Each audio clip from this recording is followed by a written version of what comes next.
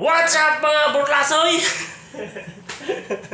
Ayun o, dito na ako bilib sa dalawang mag-auto na to mga sir, mga ma'am, mga idol, mga boss, mga amigo, amiga.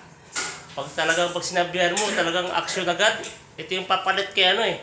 Ayan, may Enriquez. 24 oras dito tulog ang trabaho. My goodness. Ayun. Kasi po mga idol, kuka lang ako ng basahan na tuyo.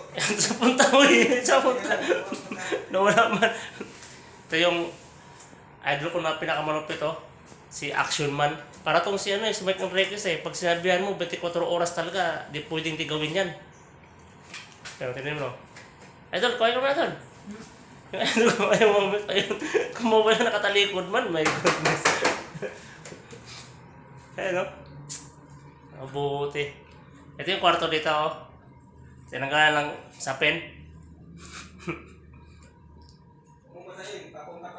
Yan, papunta pa lang daw yung isa. Ito mga idol. Ito yung utol niya oh. Ito po yung si ano yung si Victor Nere tsaka si Sir Montano. Ayan oh. Ayan ang mga grupong burlasoy. Ayan yung mga sulit burlasoy ng ano ng classic. Laki ng katawan ng isang burlasoy oh. Parang ano to eh, yung pang macho dancer sa ano sa bar ng mga bakla.